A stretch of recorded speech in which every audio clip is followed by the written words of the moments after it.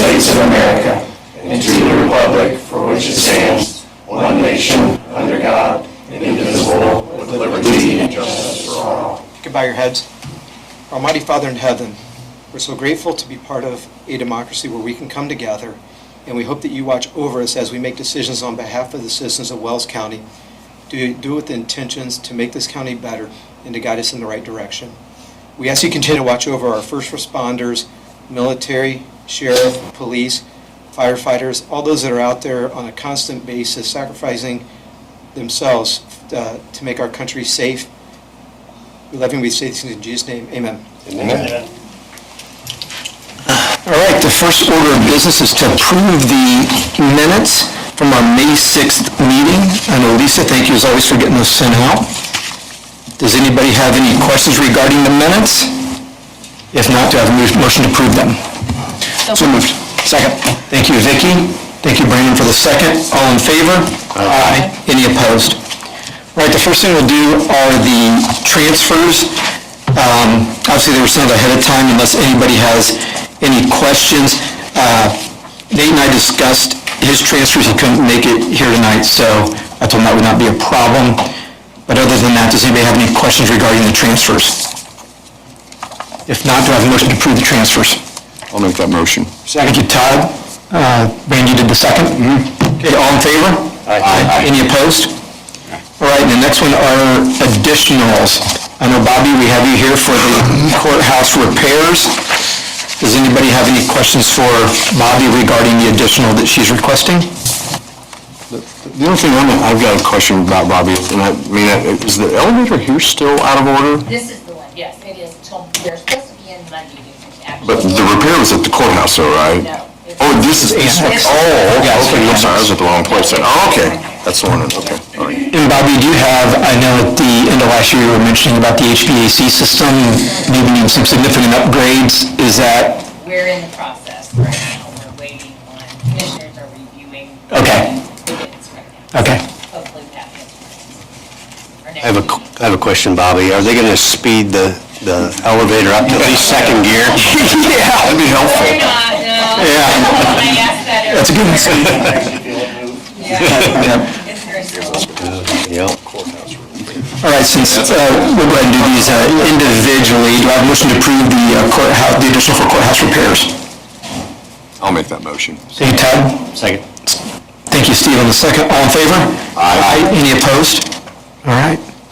And then, Judge, do you want to come up and talk about the psychiatric services? Yeah, we do. Good evening, everyone. Good evening. Service, appreciate your service. Public service is wonderful. The statutes that I have to deal with are in terms of shall. So when I order, in the first situation, somebody has a mental disease or defect, that means that they can't understand what's going on presently. Can't help their counsel in defending themselves, don't understand the charges. And so when that happens, the statute says the court shall appoint 2 individuals that are either psychologists, psychiatrists, to assist in determining their competency. Well, when that happens, there are 2 people I hire that are psychiatrists or psychologists with additional degrees, and they have to do an evaluation and report. And if you've seen my budget or seen what we've done in the past, each one of these costs between $1,800 and $2,300. The other statute I deal with, that's a shall, is if somebody claims that they were insane at the time that the offense was committed and could not understand that they were doing something wrong at the time. It's different than they can understand things now. And they're saying they were insane at the time. Well, that's a different type of competency exam, but it still says in the statute that I shall appoint 2 or 3 competent disinterested psychiatrists, psychologists endorsed by the state psychology board or a physician. So where I'm at now is, and I think in the appropriation that was sent to you, I have $400 left in the fund. We just received an invoice for $2,500 from one doctor, expect to receive another invoice from another doctor, which I expect to be $1,800. That, we need to replenish that fund. Also, we're just in June 3rd. Yeah, so I was going to ask that. To be honest, I don't know how, these come sometimes in bunches and sometimes they don't come for years. But with that in mind, I'll take questions. We need to pay these people. It's a requirement that I have to abide by, and I have to have the money to do it. So the anticipation is that we will fund this account, and as you use it, you'll come back to us to ask for more as you need it? Yes. Okay. Yeah, I don't want to try to get a big bunch of money in there and then... Appreciate that. Just sit. Okay. Any questions for the judge? Can't remember the exact request. Is it like $5,000. $5,000, yeah. So that may not fully fund a third one, correct? It would not fund the third one. Yeah. Yeah, well, all I'm really trying to do is make sure I get the one that's, the bill I got right now and the one I expect coming to get paid. Okay. And hopefully, I won't be back before you on this issue. I guess you probably will, though. Well, you know, it's The amazing. way things are going. Well, so. it's amazing, really. I've been doing this for 11 years now. In the first 6, I may have had a total of 3. So, Okay. I appreciate you doing it as you go, like you said, so you don't build up a fund with cash in it that ends up not getting used, so I appreciate that. yeah, anytime I come before you, I try to be as frugal as I can. I'm not going to ask you to fund something that is not needed by me. I have never believed that I should puff anything. This is what I think I'm going to need, and I may need more, but right now, this is what I need.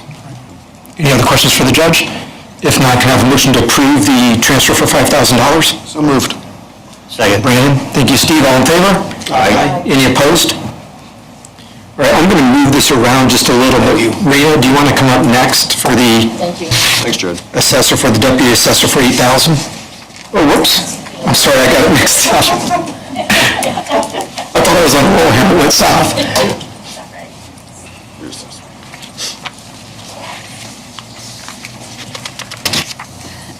I have a deputy leaving the end of August, and just because of the nature of our office and the training that we need to have, I would really like to get someone in there as fast as I can to get them training with Isabel, who is leaving. So that is what I'm asking for. I get $8,000, and that is 10 weeks of pay, 5 pays, basically, based on our matrix. So that would be overlap with the current employee?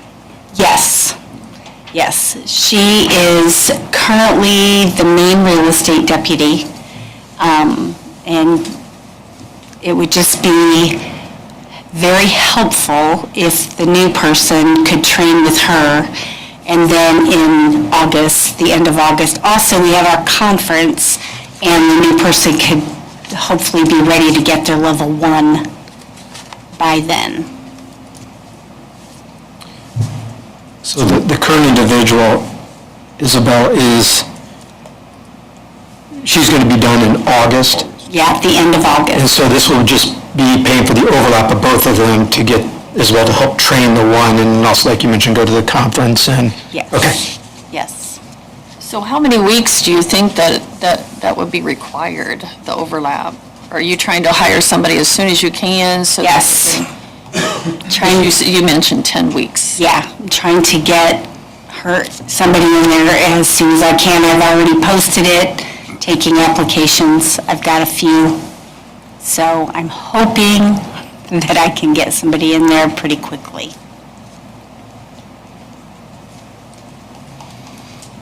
Any questions? Does Isabel do something, I mean, she's the real estate assessor, or deputy Yeah. assessor. So does she do something that other people don't do, that the other ones couldn't train? Yes. The new one, okay. Yeah, working on splits, doing our GIS, our ARC map. She does all the transfers, and rentals, appeals. She does a lot. So, and we're in the middle of appeal season right now, which thankfully we don't have a lot of them yet. But, you know, it would just be awesome if they could get trained doing PETA and doing appeals, and it's time to do rentals again, just all the fun things that we do in our office. So would Isabella be a Cert 3?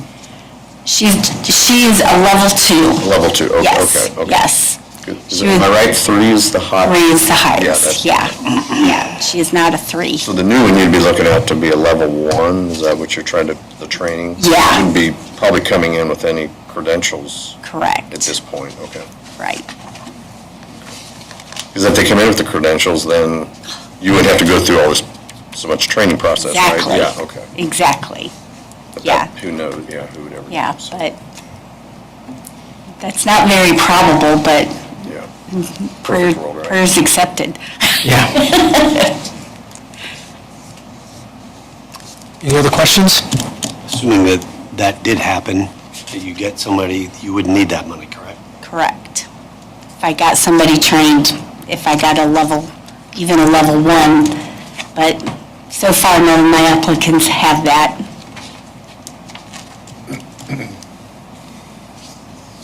All right, do I have a motion to approve the $8,000 for the reassessment assessor? I'll make that motion. Thank you, Scott. Do I have a second? I'll second. Thank you, Brian. All in favor? Aye. Any opposed? Thank you, Laura. Thank you. Yep. Thanks, Laura. All right, Sheriff.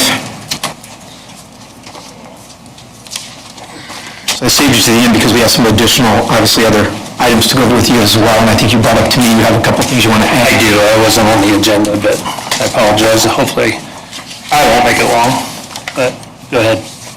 Yeah, so if we can, we'll get started with the additional appropriation you're asking for $13,200 for contractual services. Yes, that is for the continued IT work that I've been contracting. Okay. That's 4 months' worth. That will, technically, I'm supposed to come quarterly to this. That hasn't worked out this year. I think I've been at every one this year, but that would get me by until the next one, and I hopefully would have a more coordinated plan if we plan on sticking with that.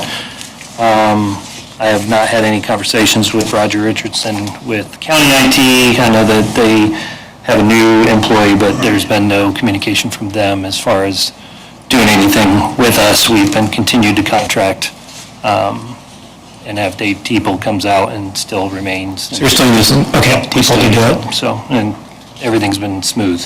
Do you know if there's a timeline to get somebody? Well, I can either continue. Originally, I had hired a part-time IT, hired Dave, then he went full-time at the courthouse, and now that, and then through that, he came out 2 half-days a week. We scrapped that plan because he was there, and now that he left again, seems like Dave's the problem. No, Dave's a great guy, trust me.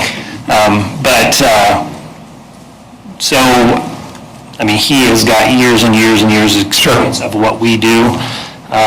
So that's what I need to figure out as sheriff is, do I want to continue to contract with the company that Dave is working for on a part-time basis, which is who Bluffton City uses for their IT work, for the Bluffton Police Department. So they're very good, reputable. I mean, I get more than Dave with that contract. I get 24/7 service through them, tech service, so it doesn't always have to be Dave. If I have something that happens in the middle of the night or something goes down, IT related, I can call the company itself. And so it's not just to pay him, I'm paying the service that he's working for, plus have the additional customer support through IT. So, but I will, over the next 4 months, if I'm going to ask for more, it's either going to be, I'd like to make this permanent or part of my budget. Okay. It wasn't planned in the budget for 2025 because of the way we had it set up, and then unfortunately, into that calendar year, it changed. So I'm sorry I keep coming back. I've been trying to make it in chunks as we move forward, but. As you need it. Any questions for the sheriff? If not, do I have a motion to approve the $13,200 for contractual services? So moved. Thank you, Steve. Do I have a second? Second. Thank you, Vicki. All in favor? Aye. Aye. Any opposed? All right. So Sheriff, I know you mentioned you wanted to give an update on the jail. Yeah, just two things. I did hand out the monthly activity. There's a report there for the month of May for courthouse security. Just as far as jail numbers, we're sitting on 67 inmates today. 39 are pretrial circuit, 14 are pretrial superior, 10 DOC, and 2 F6 is where we sit with inmates. A couple of the updates, I've been working with the commissioners. I think I brought it up in this meeting, some sewer issues, drainage line issues that we've had within the facility, specifically directed towards the kitchen. We've been working on a project with the commissioners for repair. There was, Nate Whitaker has kind of stepped in and helped with this as the county engineer to get bids out. We did reach out to 3. We got 1 bid, 2 no bids. It was about $64,000 for repairs to replace plumbing, cast iron lines under the ground in the kitchen area.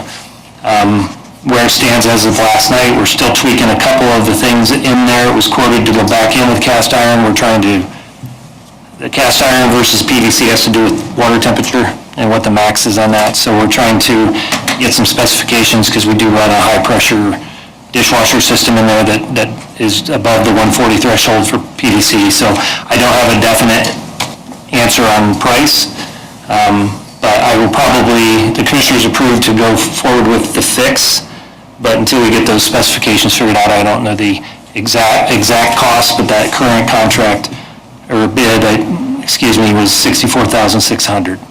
I will probably come to you at some point and ask for money out of the jail improvement fund, which is a portion of the funding that we collect to go towards our bond payment for the jail renovation. The additional that's collected out of that, every payment goes into that jail improvement fund. As you remember, I checked with the auditor. We have close to $1 million in there. So I think we have enough money to be able to deal with that repair. It'll be a pain for me, but be in the kitchen and I got 70 inmates to feed every day, so.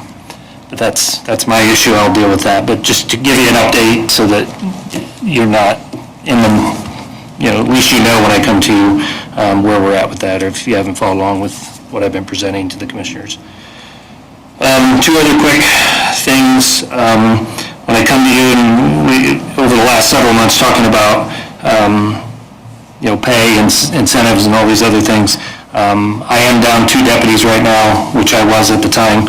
Since that time, in a month, I've had 2 more deputies give me notice of retirement. One being my chief deputy, who's been there 27 and a half years, has given tremendous amount of years to law enforcement. So I'm happy for his retirement, sad to see him go, but he's going to be retiring at the end of July. And Kurt Hunt, who is our SRO for Northern Wells, is retiring in September. And he's excited about taking a path and opportunity of a job that he has. So I'm going to be down 4 by September. We are doing a hiring process right now. I'm not going to get 4 people out of that hiring process, but we're going to be starting another one here in the next week or 2. So kind of a caveat onto Kurt Hunt and the SRO. He notified me on, I believe, May 22nd of his retirement come September. He notified Northern Wells superintendent, and I think it's their assistant superintendent, Anna Murphy, of his intent to do that. On May 23rd, I received confirmation, or at least an email confirmation from Mike Springer of the Northern Wells superintendent that they intend to not renew, or he informed me that we did not need to place somebody in to fill Deputy Hunt's replacement. I definitely had concerns about that and what that looks like. According to him, they are prepared to do an in-house security team within the school system. I did remind him we were in contract for another year with the school. That we had this slight conversation a year ago when we had contract renewals. Our contracts are for 2 years. There is a 60-day out clause on that contract, of 60-day written notice. I did reiterate with him through email if this was his 60-day written notice, and he did confirm to me that this was the written notice. Just giving you the heads up, we're still working through that. I don't know necessarily, at least through some conversations, possible school board members, I don't know that this was a decision by the school board, but it was definitely reiterated to me through email by the superintendent. So I know they have a school board meeting coming up, I think in a week or so.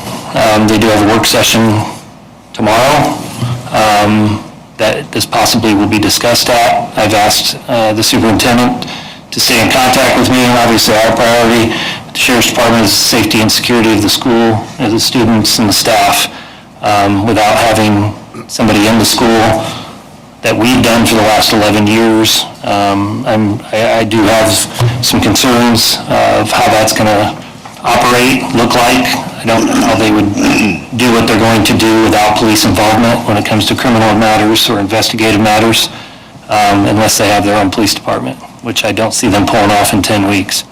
I do have some strong concerns there. I'm trying to stay involved, stay in communication with him about how that's going to proceed forward with the school board. So I felt like you guys all need to know that. That's part of the budget. If you remember, we brought on an extra deputy 11 years ago to fill that spot. And if there's a decision that's made to where I need to fill that spot, which would be my intention with Kurt's retirement, I got to get moving, because the person that would go in there, one, I'm not going to make anybody go into the school. People want to do that job, but I have to send them to NASRA training for school resource officers and some other things that would qualify them to go into school and be a school resource officer. So those are typically things that I would have to be doing now. Sheriff, I don't mean to interrupt, but on that topic, are there certain things that one of your SROs can do in terms of law enforcement in a school that a private security force couldn't do? Well, that's what I'm having a hard time understanding. If you just do a security team, I don't know how they would carry guns in schools, for one. I think the superintendent and school board, they're arming teachers, so I'm sure they could get around that to an extent, but I believe that would, to me, it would be a high liability issue for the school if you don't have a trained, certified law enforcement officer in there. The ability to be, to take action, to be, have that type of training. Who's going to provide their training? We have to maintain certifications every year through training hours to keep our certifications, or we lose our certifications. So I don't know who does that or trains them, or what power or authority they would have, but I wouldn't think that they would have the power and authority of a police officer without creating their own police departments. So that's how the hospitals do it. You see Parkview developing their own police departments and those type of things. Those are certified officers. Obviously bigger corporations. I did ask for clarification, because this is not necessarily the norm. He did give an example, I can't remember the name of the school, but it's a large school system, probably 10 times the size. Brownsburg that has 10,000 plus students compared to just over 2. I apologize, I don't know anything about school security. How does Southern Wells and Bluffton? They all have SROs. They all have. Yep. Involvement with Southern Wells, right? We do. We have the Sheriff's Department has an SRO at Southern Wells. Bluffton. City does. And Northern Wells, and then Bluffton has a police officer in the Bluffton-Harrison schools. And my understanding from several people when Bluffton was trying to pass that referendum for safety is to add more SROs, but to do it through the Bluffton Police Department. Yeah, I think they wanted 1%. Not going necessarily on their own, which, by the way, this is up to Norwell to decide what they want to do. I did send a letter out, obviously, and copied all of council in on this, and I just wanted to make sure that we were taking our instructions by the proper authority. Superintendent, if he has the authority to back out of it unilaterally, but it was brought to my attention that the school board voted in it.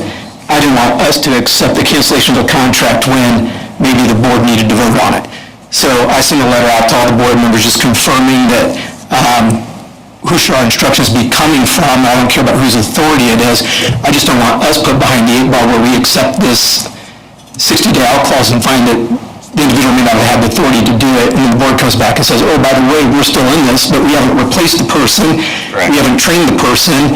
And I did get a nice email back from the board president. The only thing is he said that by the time we do budgeting and August, they let us know if they wanted to re-engage the program.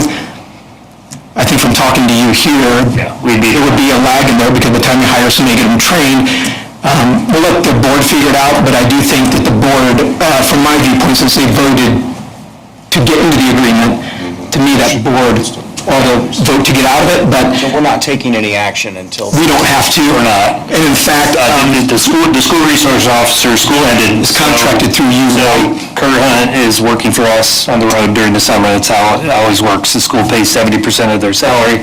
The other 30 is paid by us, and then we utilize it. And that's really the only reason we're involved is that 30%, not to mention he's not an employee of the county. Yeah, it really helps us in the summer, but we do cover 30% of that to keep them employed full-time during the summer. So that's really where we come in contractually. But yeah, I just wanted to make sure that as this moves forward, that we're not behind the 8 ball and find out. Well, and I really encourage the school system to look long-term, because I don't want them to go, well, we can't do it in 10 weeks. Could you give us one for one more year? And we're behind the 8 ball. Knowing that we're not going to do it in a year, and to have somebody that's totally new. And it'd be one thing if it was still Kurt Hunt, but it's not going to be. So I have that to deal with as well.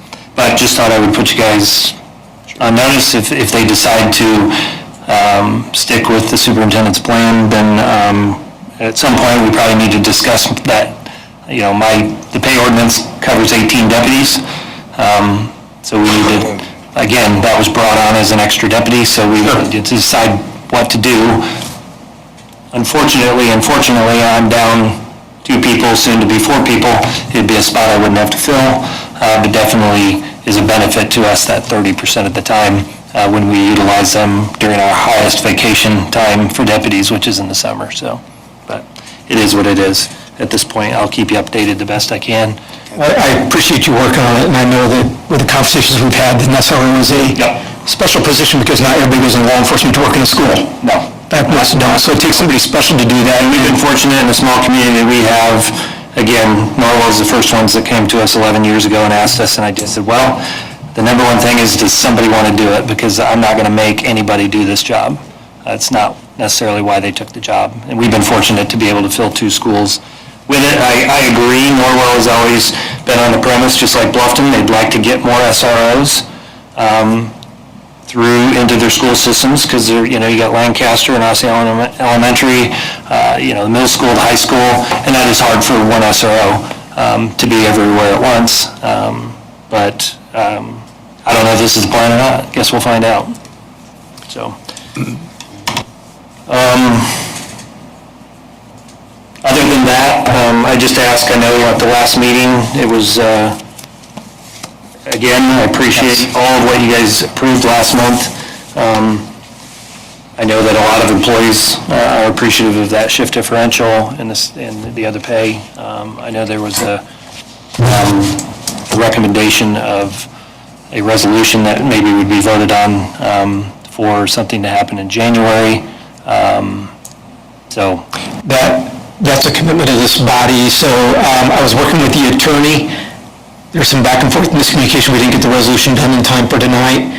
But if you remember from our last meeting, the commitment we were making is that all things being equal with the budget, that we would commit to starting that pay matrix on January 1.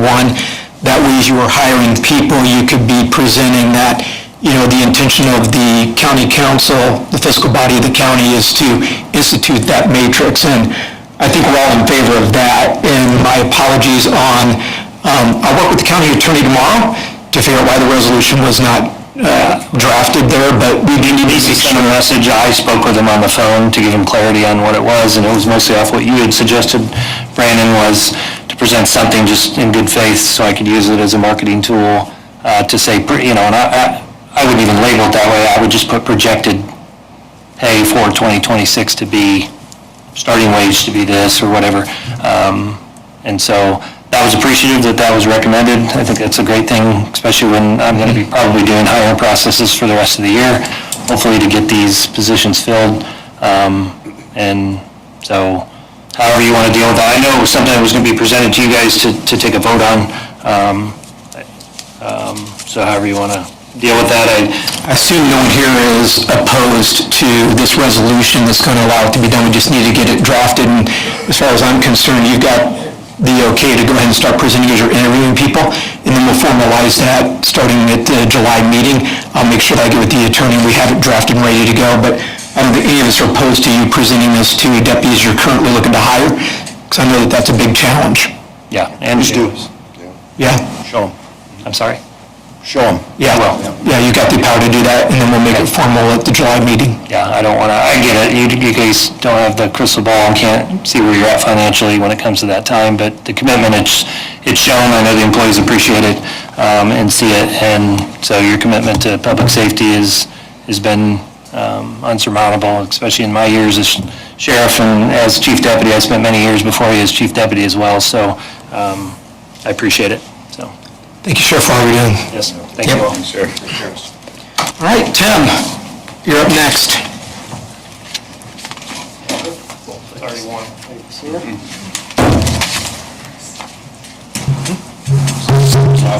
Thank you.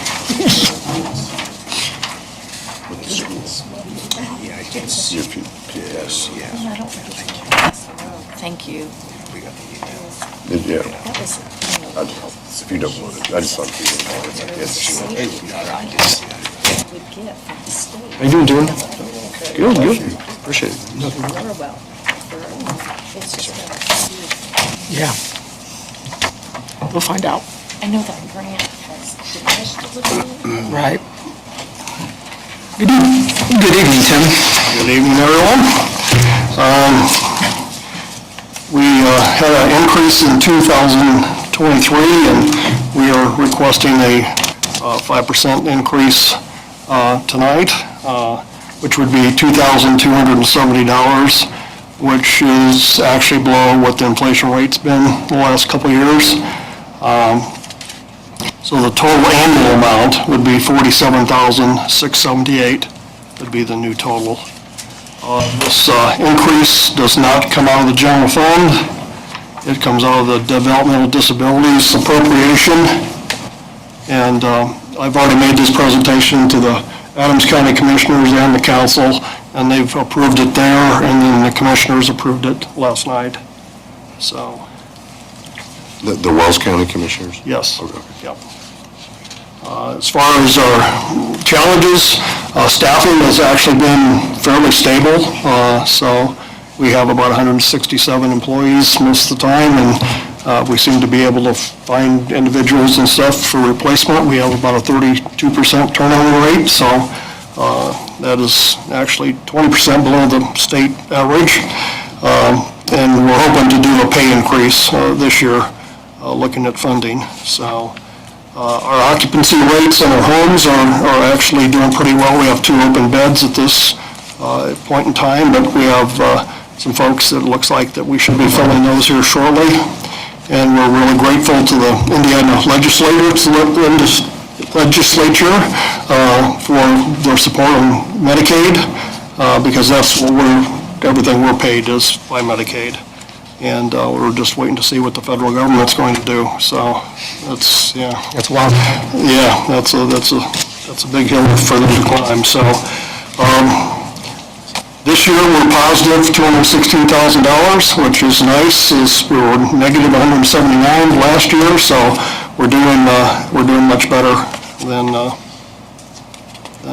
what we have been here of late. So happy for that. The raise that we received in 2023 certainly has helped us. So, and in Wells County, we serve 69 individuals. So, any questions? Or What is the difference of SGL homes and SL/W homes? Just curious. Yeah, one is we are paid to provide services for a certain number of people at an address. And typically, those folks have higher needs, okay? The other is actually individuals, and they have a menu of services that they can choose based on their disability. And then some of that actually may even be housing that they're allowed to, so. I just seen it. They have a certain disability level score that they have, and usually they tend to be higher functioning individuals, and then they live like what we do if we rented a house or whatever, that you pay utilities, you you go grocery shop and pay your bills, you do all of those type of things. So it's about 50/50 on what we do. Actually, a little bit more towards the SL side. Okay. Yeah. Any other questions for Tim? Do you know, Lisa, do we vote on that now, or do we do it in the budget, the increase? You can do it either way. I mean, the commissioner will budget it and approve it, so I'll put it in their budget, the commissioner budget. So would you recommend voting on it now, or? Sure. Okay. Do I have a motion to go ahead and approve the increase of 5% for the funding for bi-county services? I'll make that motion. Thank you, Vicki. Do I have a second? Second. All in favor? Aye. I will abstain because I'm on bi-county's board. So, thank you, Tim. For all you do. Yes. Thank you all for your support. Appreciate it. Leon, want to come on up? Thank you, sir.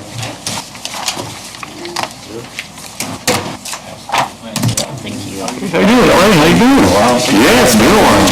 Yeah. Thanks, sir.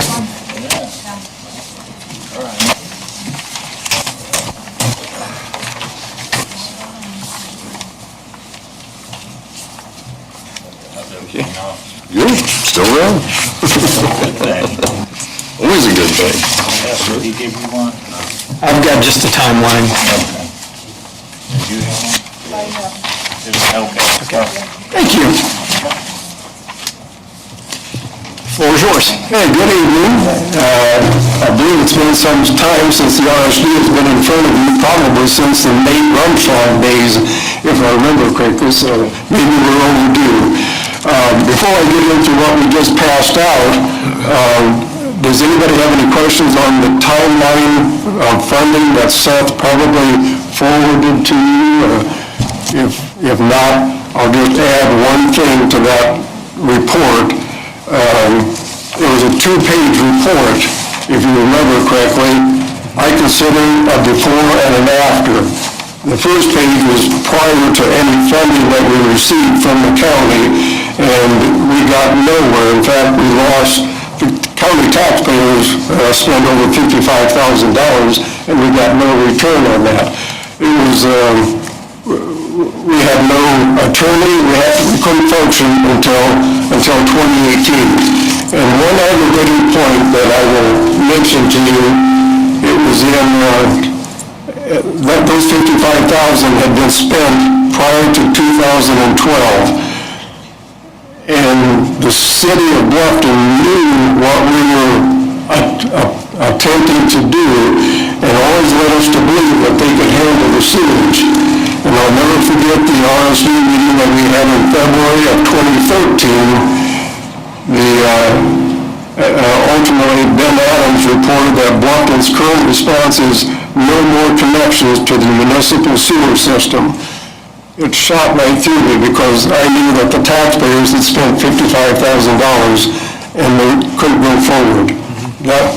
And as a taxpayer, that bothered me. And as a member of the RSD, I never wanted that to happen again. So page 2 at least shows that there have been some positive results with taxpayer money. Now, to what we just passed out this evening, I'll go through it real quickly. There's a historical background and completed projects and then future projects. There were a total of 10 areas to begin with that have been engineered in addition to the McKinney-Paxson project, which started the whole thing going with the state and the RSD. And you can look at those 10 towns there. They're all unincorporated, of course. Both of those studies were funded by the State Revolving Fund and the Wells County Commissioners. And the Wells County also provided additional finances for the county engineer to serve as a guide for the RSD. That was, of course, Nate Rumschlag, and he helped us in 2018 and 2019, maybe even in 2020. A huge help. Then the local municipalities, sorry about the spelling there, that should be a U, not a A. First of all, we have a interlocal agreement with the city of Bluffton. That's for the treatment of sewage. And I might add that the city of Bluffton has assured us that the capacity is there for all of these project areas with their new treatment plant that they have under construction right now. The city took over managing the McKinney-Paxson project some years ago. Timber Ridge is now taken care of by the city of Bluffton, and currently under construction is north of Ossian on Highway 1. They are currently taking that sewer up to 1050 north, and Josh Barkley told me a year or so ago that maybe in a couple of years they'll extend all the way up to the county line. So those areas are being taken care of. Now we'll talk about the completed projects. Project area number 1 originally consisted of 3 areas, Murray, Liberty Center, and Craigville. We secured a $6.6 million forgivable loan from the state revolving fund, and we borrowed close to $500,000. This grant allowed the RSD to proceed with the Murray and Liberty Center areas. Craigville was pushed to Project 2. The project cost for Area 1 was a little over $7 million with 206 connections, and that was completed in April of '23. And the monthly user rate was set at $95. Project Area 2 originally consisted of 3 areas, Craigville, Kingsland, and Thompson, and we secured a $5 million forgivable loan from the state revolving fund, and the Wells County Commissioners granted $2 million in ARPA funds. This allowed the RSD to proceed with the Craigville area, with Kingsland and Thompson being pushed to project number 3. That project cost approximately $6 million. It was under $6 million. That was just rounded off. That consisted of additional 103 connections. That was completed in February 24, and the rate remained at $95. Project Area 3 originally consisted of 2 areas, Kingsland and Thompson. We secured a $3 million forgivable loan and borrowed $76,000. This grant allowed us to proceed with the Kingsland area, and Thompson was pushed to Project 4. That project cost a little under $4 million with 67 connections, completed in June of last year, and the rates continued to remain at $95. So I add those 3 projects together. It consists of 4 towns. The total forgivable loan was $14,622,000. Total borrowed $529,228. ARPA funds $2 million. So the total funds are a little over $17 million. The total project cost was just a little over $17 million. And it may have been less than that because some of those numbers were rounded off. And the reason I know it was less than the total funds is because we still have a balance holding with the state revolving fund to be used for Project 4. Okay? So I know it probably went under 17, but that's a general figure right there. So we now have a total of 406 connections, and thus far the rates are remaining at $95 a month. Future should be current. We're hoping now that the commissioners have committed $200,000, and the reason the RSD had to come before the commissioners is the state put us in that position. We didn't want to come to the commissioners. That was never our intent. In the first 3 projects, the state was willing to give us forgivable loans, and we borrowed a little money. They never asked for local funds, but the political climate has changed in the federal and state government, and they are now wanting the counties to step up. And I gather, I'm reading this between the lines, but I believe the reason they want Wells County to step up is because other counties throughout the state have already. That's what I'm reading in between the lines. But it is what it is. And fortunately, the commissioners approved that, and we can talk about that in a little bit here if you wish. Okay, where did I leave off at? Okay, this project in the Thompson area has been engineered, and we're currently pursuing financing. An application was submitted to the state on March the 28th. The priority list will be announced next month in July, and financing will be awarded this fall.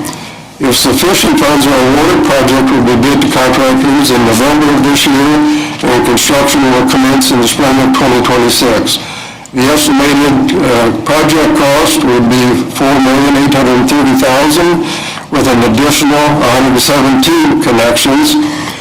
And that is a key point too, because when we first hired a consultant a number of years ago, I remember her telling us that 500 connections is kind of a threshold to help maintain us or get us to be self-sufficient as an RSD. So with Toxin, should that come about, that'll put us well over 500 EDUs and put us in a better financial situation. Plus, if Toxin is connected to Kingsland and the Murray, it should help an odor problem that they're experiencing in Murray right now, because that was designed with more flow. So, the user rate is to be determined. Baker Tilly will take a look at everything. We're hoping, as an RSD, to not raise rates during the Toxin project, because then it would look like it's being raised because of Toxin, where in fact that wouldn't be the case. It would just be an overall inflationary increase. So that remains to be seen, but we as the RSD board are trying to keep it at 95 for the time being. Obviously, 95 will not stay there forever because of inflation and increased cost. And I'll give you my personal input. We don't want to get into the situation that the city of Bluffton did a few years ago, where they kept rates very, very low in their utilities. Then all of a sudden they had to almost double their rates just to stay afloat. I'd rather have small increment rates rather than one large rate. But at this point in time, it's 95, but that it just won't be able to keep there forever. In the future, you can see that we still have 3 areas after Toxin. Several $1 million funded there, and more additional connections. I think it's safe to say that after Toxin, the RSD board will probably pause for a little while, and just to see how the political climate looks before we pursue those bottom 3. But at least we'll have the northern part of the county covered with sewer. And you can talk to Ryan Bennett from the environmental office. I would imagine, since we have 4 towns completed, that his number of complaints are dropping. And I think that's safe to say. And as we continue with more projects, his complaints will be less. I'm not trying to put him out of a job, don't get me wrong, but I know his complaints are dropping. So I'll turn it over to Lewis now. And I appreciate that, Leon. I'd like to point out that part of the problem with us picking the areas down south is if you look, the numbers, the dollar amount versus the actual customers are, there is a significant difference because we have to go so much farther. And there are quite a few less people along the way from and Petroleum and Keystone also. So it does make it difficult to pencil out for sure. I brought along the economic impacts of the different areas. We had regional partnerships and Murray stormwater project with almost $800,000, which really made, it actually allowed the county then to pave the streets again because all the infrastructure was in, and it has really changed Murray. If you've been out there and seen the big barn dominium that's going up, and there's a little rental house that is about half completed. It's all framed in and enclosed with a potential for several more, and then along Norwell School Road, we have 3 already, new ones on the Krukenberg property with another one the land has been purchased. So that area is really taken off because of the RSD. LA, how Yes. far does that line go up Norwell Road then? It goes up to 400 north. 400. And then it turns east and goes all the way to the railroad tracks. On 400? On 400, Okay. all the way to the railroad tracks. And then back at 175, it goes north to 500.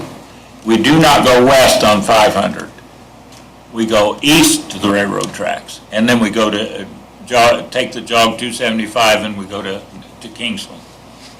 So it's kind of, yeah. And then we are ready for Toxin to come into that. We've got under the railroad, which is a big hurdle. And that is the reason that we did not take 400 and 500 all the way to State Road 1. Now on 500 North, we did cross State Road 1. Felgerhart wanted to connect, and because of that, somebody built homes north of there. So we are, a quarter mile, at least a quarter mile north of 500 North on the east side. There's quite a few houses on 350. Why didn't you go under the tracks on that?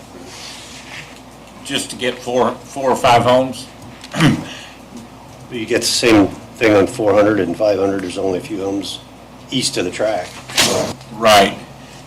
The reason that we did not take that project, take east of, on 350 North is, it was our understanding that the city of Bluffton has a developer that may build or develop an area right on 300 and State Road 1. And if they do, then the city of Bluffton will pick those houses up, so. They have it up to Highway 1 to that, close to 300 there, don't they? They are, Right now, yeah. Lancaster Yeah. School. Lancaster School, Yeah. no, that area there, Lancaster so yeah, School. makes sense. And then, as a side note, Larry Heidi installed a private sewer, and it connects, and he since it was a private sewer, he allowed another home, and actually his daughter's going to build there too, and all of those are connected in. So, but yeah, there's been quite a bit. Timber Ridge, we originally thought that was going to be a part of the Murray project. The city of Bluffton decided that they would rather do that, so that if they ever wanted to annex that, and I think that was a very smart move on their part. It, could have been a major issue. The Ossian project, Ossian decided to take that on, and that was probably wise too for us. So with all the, investment, it was about $38 million that was reinvested back into Wells County and basically in infrastructure. And I'm not sure that, the city of Bluffton Interceptor project, which was $4.5 million, that was to get that big 20-inch pipe from the sewage treatment plant, or actually behind behind Napa, actually, just so you know. And it followed the old railroad tracks along that and went into Sleepy Hollow, and then actually is across 100 North at Doyle Frieger's, at Frieger's shop. And that's what we connected into. If they wouldn't have been able to get the funding for that, the Craigville project would have cost quite a bit more, because the lift stations there in Sleepy Hollow could not handle what was there, and so now they're gravity. If I understand correctly, maybe even Bellbrook they eliminated that lift station, so a big improvement. So anyway, quickly, Craigville. When a developer heard about that we were going to do this project, he bought some ground and sold off 6 lots there. And the estimates that I have are from an area plan, not something I thought of.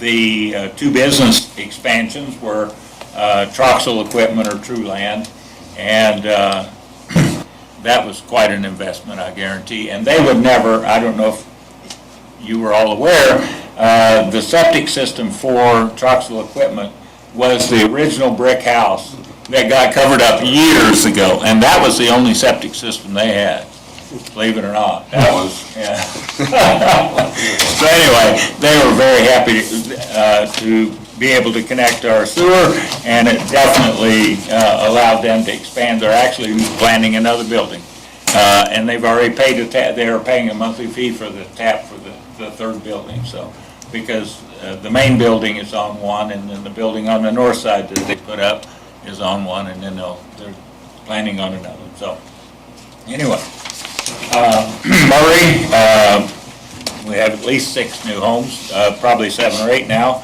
and one commercial building. And in each of these areas, there are people that are paying an interim rate. They're paying $35 a month.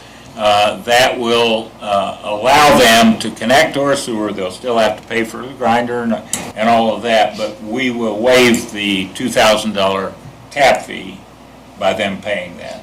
And we guarantee that they have access to it. Kingsland, we have 3 new homes. And Liberty Center, somebody called me outside Liberty Center and wants to connect into our sewer as it comes to Bluffton. So quite a bit of, positive buildings in the area. So.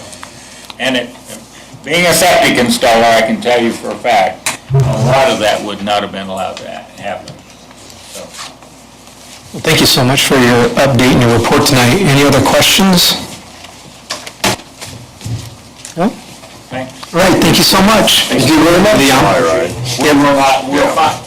If I understand correctly, in July, we'll find out if we're in the short list. Oh, okay. That's it. So no definite by July then? We're at this Nothing point. real. And we might add, if we don't get state revolving fund money, we won't need the $200,000 that the commissioners approved. That means. We're not going to take it. Yeah, you won't, because you won't have the project to do. Because you won't have the project to do. Right, that's right. And we are planning to allow the funding to be in Three installments, or Yes. 3, yeah. Okay. yeah. Yep. And the first would be next year, 2026. Well, thank you so much. Thanks, yeah. Thanks, guys. Thank you. Jessica, you're up. Sorry. Finally. My conversation isn't so crappy, so I think we're good. That's a good pun there. I think this one would be pretty easy for you. Yeah, I just have 2 super simple CF1 approvals to bring to you. They're old. In fact, I did jot down while I was sitting over there waiting, just because I was curious when they expired. So Heartlands are new, sorry, I should say that. There's just a few utility CF1s. There's 5. They're 10-year abatements. This would, I think, be year 2 for those, so. If you're looking at those ones first. Yep. Give you a minute. I got it in. Yeah, those are pretty straightforward. Last 15 minutes of the day. So did Heartland, did we do these a year? We didn't do it. Well, yeah, remember last year they came back late and we accepted it late. So this would be year 2, but this is the first year it was on time. Yes. Okay, because, so last year we did approve the check. We did late, we went ahead and accepted it late with the idea that we wouldn't do it again. Yeah, that's what I thought. I was. So another Got it in on time. 15 minutes. Oh, they did? Okay. I kept waiting. Right? It was like, I mean, it was pretty I close. kept waiting on that, and it was a good, okay, you're not gonna get it this saw my year, email, because but I we warned them last year about missing it, and we were nice, but we're still nice people, but yeah. I did all the follow-up. We're not nice, but. The other one is for Haven Manufacturing. These are, I just wanted to throw this out there just so you know, the years of expiration are kind of coming up. We have one expiring here, this will be the last year, one in 26, 28, and 29, so. Most of them were 10 years, but a couple of them were not. There were 4 and maybe 5-year abatements. I don't have the schedule in front of me, but I just wanted to give you just a brief idea that a couple of them are coming up on expiration. and this probably doesn't matter, Jessica, but Haven was bought out by somebody, correct? It was. So should it be under the new name, or does it still say Haven is Haven? still the name that they file under. Okay, that's fair then. Okay, I just want to make sure. Yep. I do have an appointment to meet with Haven, but we're working on dates, so it's not set in stone, but at this point, we're looking in August, so Okay. I'll be able to get through there and, And if I'm not mistaken, these are the only two county ones, right? Yes. That we've dealt with in the past, or... Are we approving these tonight? Yes, we're going to approve them in a minute. And they've met, I mean, yep, gets, into the whole... they've done them right, they've got everything on They've met there. their employment. Now, these are old, so Yeah. these would be way prior to me, Yeah, we used so to I would have hope. representatives would come and they would explain to us if they were, meeting. So again, these are older, so when I take a look at what they're abating, it looks like new equipment, there were some new job growth, but not all of them had job growth. Not all of them had employee growth. Some of them were probably retention and just honestly updated equipment. So like a couple of them don't have new employees at all. So that wasn't always going to be the requirement for them, it appears. Yep. And with me, I don't know. I just don't know enough about what happened in that year, but they did fill them out right, they're accurate, they were on time, they were early even, so. Any other questions for Jessica? Do I have a motion to approve both abatements? So moved. Thanks, Steve. Do I have a second? Second. Thanks, Vicki. All in favor? Aye. Any opposed? So Jessica, how's it going 1 year down? Oh, it's not here yet. Close, isn't it? Yeah, so I never want to wish away a year, ever, and I say that all the time because I have kids and I don't want them to grow up faster than they need to. But I do look forward to the end of October, just to say that. This is always off, yes. You're a I've little got away ahead, from but, me. Yeah. It's probably because I'm seeking you guys for planning for next year, so I'm starting to. You're doing an work on some outstanding things. job from everybody I've talked to, and so I appreciate all that you're doing. Yeah, thanks, I appreciate it. It's been really good. It's a lot to learn. I'll still be learning for years to come, but this is a great career to be in, so. Thank you for stepping up and doing it. It's fun. Any questions for me? Thank you.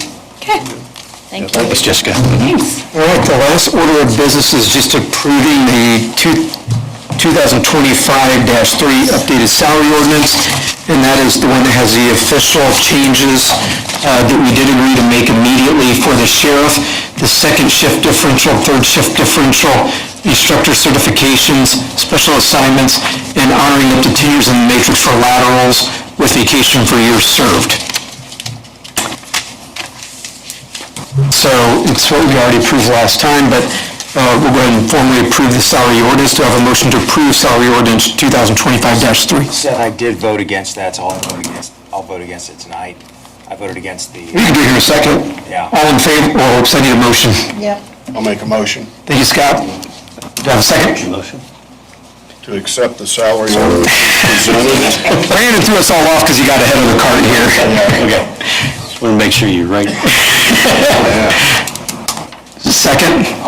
Thank you, Brian. Yeah. All in favor? Aye. Any opposed? Aye. Thank you, Brandon. Ordinance is passed. Thank you for the greater good. If not, meeting adjourned. Thank you, guys. I'm just hitting. Never hit it all. I'm at the bar, you pin one of you guys, I forgot my pin. So you just give me a buck. There you go, okay. Yes, you just sign that one and highlight it, so I will pass these down the road. Question. A lot of people ask me. Oh, do you want to sign these first?